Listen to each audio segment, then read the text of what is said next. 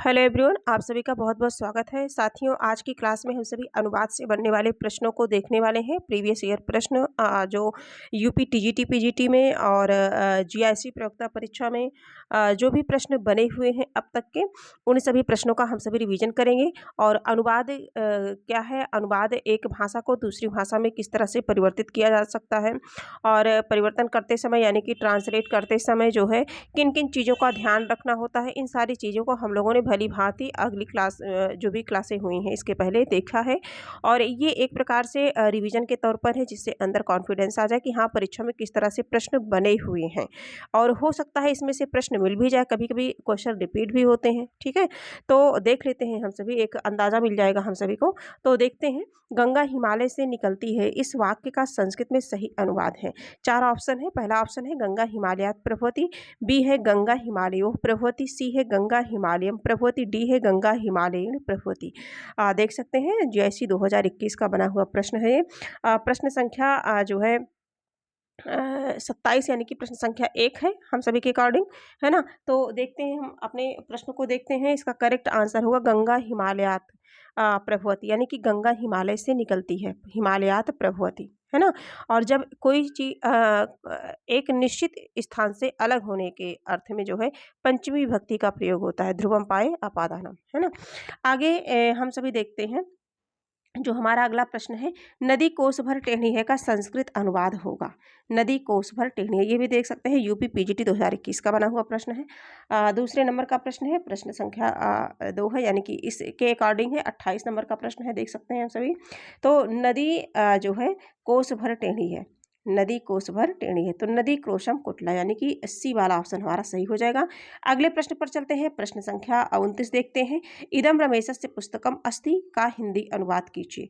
तो इसको बता दूं मैं कि यह रमेश की पुस्तक है, यानी कि करेक्ट आंसर हमारा ए हो जाएगा, यह रमेश की पुस्तक है। आगे हम सभी अगर देखना चाहें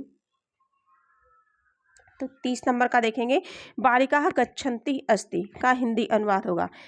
तो इसका अगर अनुवाद हम देखेंगे तो जो हमारा ऑप्शन है, चारों ऑप्शन में बालिका जा रही है, बालिका जा रही है। यूपी पीजीटी 2016 का बना प्रश्न है, बालिका जा रही है, यानी कि डी वाला ऑप्शन हमारा सही हो जाएगा। अगले प्रश्न पर देखते हैं, प्रश्न संख्या 31 देखते हैं, सज्जना पापात जुगुप्सते का हिंदी अनुवाद कीजिए। सज्जना यानी कि सज्जन, पापात पाप से, जुगुप्सते घृणा करता है, तो सज्जन पाप से घृणा करता है। चारों ऑप्शन पढ़ेंगे तो बहुत ज़्यादा समय चला जाएगा, और जैसा कि जानते हैं यूपी पीजीटी परीक्षा बिल्कुल नज़दीक है, तो जो है बहुत ज़्यादा टाइम नहीं वेस्ट करेंगे। 4 ऑप्शन आपके समक्ष है, जो आंसर है उसे हम सभी टिक करते हुए चल रहे हैं। तो सज्जन पाप से घृणा करता है। अगला देखेंगे, कुछ सूत्र है, देखिए, जुगुप्सा विराम प्रमादार्था नाम उपसंख्यानम, यानी कि घृणा, ध्यान देंगे, जहां पर घृणा हो, विराम हो, प्रमाद हो, समानार्थक शब्दों के साथ पंचमी विभक्ति होती है। ठीक है, अगले प्रश्न पर चलेंगे, प्रश्न संख्या 32 देखेंगे, रामेण सह सीता वनम गच्छति, राम के साथ सीता वन गई, राम गच्छति है ना, हाँ, का हिंदी अनुवाद होगा। चारों ऑप्शन हैं हम सभी के समक्ष, और इसका करेक्ट आंसर हम सभी को देखना है।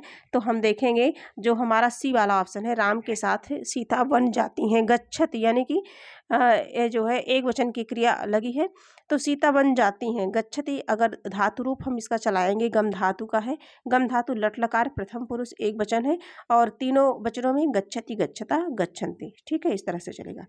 अगले प्रश्न की चर्चा करते हैं, प्रश्न संख्या, ये भी यूपीटी 2016 का बना हुआ प्रश्न है, देख सकते हैं। और सहयुक्त प्रधान सूत्र से तृतीय विभक्ति इसमें हुई है।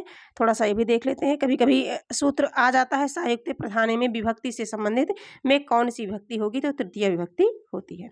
आगे हम सभी देखेंगे, जो हमारा अगला प्रश्न है जो है प्रैक्टिस सेट के अकॉर्डिंग जो है 33 नंबर का प्रश्न है, 233, यानी कि परिश्रम के बिना ज्ञान प्राप्त नहीं होता, वाक्य का संस्कृत अनुवाद होगा। जीआईसी प्रवक्ता 2017 में इस तरह से प्रश्न पूछा गया था विद्यार्थियों से। तो इसका जो करेक्ट आंसर होगा, परिश्रेण बिना ज्ञानम न प्राप्यते, परिश्रमेण बिना ज्ञानम न प्राप्यते, यानी कि बी वाला ऑप्शन हमारा सही हो जाएगा। ठीक है, तो जो है 34 नंबर का प्रश्न है, गांव के दोनों ओर रास्ते हैं का संस्कृत में अनुवाद होगा। गांव के दोनों ओर रास्ते हैं, और आप देख सकते हैं कि ये एलटी हिंदी 2018 का बना हुआ प्रश्न है, इसी तरह से अनुवाद परीक्षा में बनते हैं। तो शायद आप समझ पा रहे होंगे कि गांव के दोनों ओर रास्ते हैं का संस्कृत में सही अनुवाद क्या होगा। ग्रामम उभयता, उभयता माने दोनों ओर, मार्गः सन्ति, गांव के दोनों ओर मार्ग है। उभयता अभिता परिता समय अनेकसा हा प्रतियोगी द्वितीया, इसमें द्वितीय विभक्ति का प्रयोग होता है। आगे हम सभी देखेंगे राम गृहम गच्छति शब्द का हिंदी अनुवाद कीजिए। राम गृहम गच्छति यानी कि राम जो है घर जाता है, राम घर जाता है। ऐसे इजी इजी से क्वेश्चन आते हैं, किसी प्रकार से घबराने की जरूरत नहीं है। राम घर जाता है ना। गच्छति गम धातु प्रथम पुरुष एक वचन की क्रिया लगी है, और क्योंकि राम है कर्ता एक वचन में है तो क्रिया भी एक वचन की ही होगी। आगे हम सभी देखेंगे गांव के चारों ओर जल है। उपयुक्त वाक्य का निम्नलिखित में से कौन सा संस्कृत अनुवाद सही है? 36 नंबर के क्वेश्चन को लगाएंगे। प्रश्न संख्या 36। अभी मैंने बताया कि अभिता परता समय अनेकसा हा प्रतियोगे द्वितीया है ना, द्वितीय विभक्ति होती है, तो उसी से संबंधित ये अनुवाद भी दिया गया है। 36 नंबर का है, तो ग्रामम परितः जलम अस्ति, गांव के चारों ओर क्या है? जल है। ठीक है, यूपी पीजीटी 2005 का बना हुआ ये प्रश्न है। आगे देखेंगे विद्यालय निकषः जलाशय अस्ति का सही अर्थ है। विद्यालय निकषः जलाशय है ना,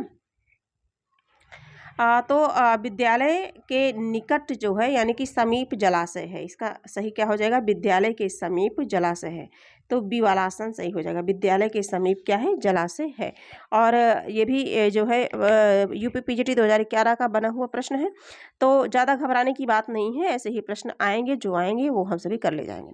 प्रारभ्यते ना खलु विघ्न भयेन नीचे ही में कर्ता कौन है? ठीक है, ये थोड़ा सा है, देखिए यूपी पीजीटी 2013 में इस तरह से प्रश्न बना था।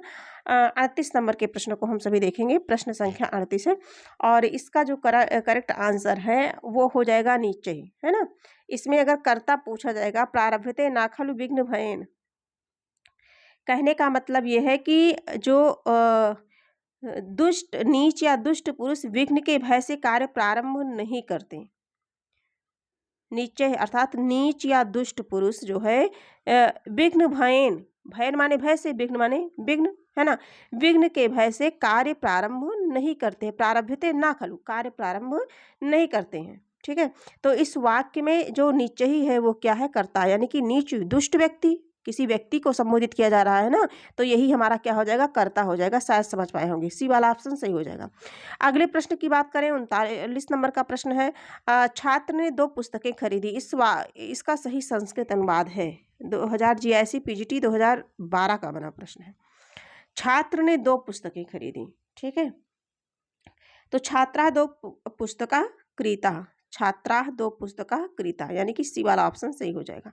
अगले प्रश्न पर हम चलेंगे, थोड़ा देख लेते हैं। उक्त वाक्य में द्वितीय विभक्ति भूतकाल में है, इसीलिए खरीदी क्रिया के लिए क्रीता का प्रयोग हुआ है। ठीक है, किसका क्रीता का प्रयोग हुआ है। अगले प्रश्न की चर्चा करते हैं। शुद्ध वाक्य का चयन कीजिए, शुद्ध वाक्य का चयन कीजिए। ग्रामे परितः वृक्षा सन्ति, ग्रामस्य परितः वृक्षा सन्ति, ग्रामम परितः वृक्षा सन्ति, ग्रामम परितः वृक्षा अस्ति। ठीक है, 40 नंबर का जो प्रश्न है इसका शुद्ध अनुवाद करना है, तो ग्रामम परितः वृक्षा सन्ति। ठीक है, सी वाला ऑप्शन हमारा सही हो जाएगा, सी वाला ऑप्शन सही हो जाएगा, यानी कि जो है हाँ, द्वितीय विभक्ति परितः सामानिक हा प्रतियोगी में द्वितीय विभक्ति का प्रयोग हुआ है। तो अगले प्रश्न पर हम देखते हैं। 41 नंबर का प्रश्न है, वह बालक उद्यान में विचरण करता है, इस वाक्य का संस्कृत सही अनुवाद होगा। वह बालक है ना, वह बालक उद्यान में विचरण करता है, तो सह बालका उद्याने विहरति, क्या होगा? सह विहरति, विहार करता, सह बालका उद्याने विहरति, बी वाला ऑप्शन हो जाएगा। 42 नंबर के प्रश्न को देखते हैं। वह स्नान करके जाती है, वाक्य का संस्कृत में सही अनुवाद होगा, वह स्नान करके जाती है। अब देखिए, जैसे संस्कृत में वह के लिए पुल्लिंग में वह के लिए जो है सा का प्रयोग होगा, सा लिख दिया जाएगा, विसर्ग हो जाएगा, है ना। और लेकिन स्त्रीलिंग के लिए सा का प्रयोग होता है। अब इसमें देखते हैं हमारा वाक्य कौन सा सही होगा। तो सा स्नानम कृत्वा गच्छति, क्या होगा? सा स्नानम कृत्वा गच्छति, किस ऑप्शन में है? सा स्नानम कृत्वा गच्छसि, गच्छति जाती है ना, जाती है, तो गच्छति होगा, एक वचन की क्रिया होगी। करेक्ट आंसर ए हो जाएगा हमारा। अगले प्रश्न की बात करें, प्रश्न संख्या 45 देखते हैं। नमो भगवंतम वासुदेवम उपयुक्त वाक्यस्य शुद्ध रूपम अस्ति। ठीक है, RPSC second grade TGT exam 2013 का बना हुआ प्रश्न है। तो नमो भगवंतम वासुदेवम, इसमें क्या है? नमः स्वस्ति स्वाहा स्वधा अलम वसत, योगाच्य सूत्र से। इसमें चतुर्थी विभक्ति का प्रयोग हुआ है, सबसे पहले तो ये जान लें, है ना। और इसका जो करेक्ट आंसर हो जाएगा नमो भगवते वासुदेवाय, नमो भगवते वासुदेवाय हो जाएगा इसका, डी वाला ऑप्शन सही हो जाएगा।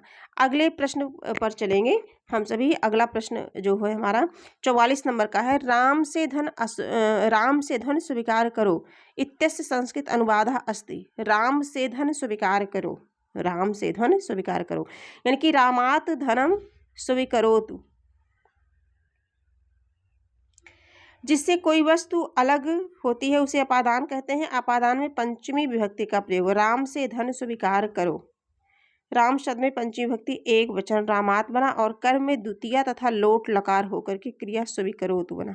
ठीक है, तो इस तरह से करेक्ट आंसर क्या हो जाएगा इसका, डी वाला ऑप्शन सही हो जाएगा, डी वाला ऑप्शन सही हो जाएगा। अगले प्रश्न की बात करते हैं, प्रश्न संख्या जो है 45 देखते हैं। बच्चा लड्डू के लिए रोता है का सही अनुवाद है। आश्रम पद्धति पीजीटी जो है पीजीटी में बना हुआ प्रश्न है, 2012 का बना हुआ प्रश्न है ये। बच्चा लड्डू के लिए रोता है, चारों ऑप्शन है हमारे सामने, तो इसका सही है शिशु मोदकाय रोदति, मोदकाय मोदक के लिए, लड्डू के लिए संप्रदान, है ना।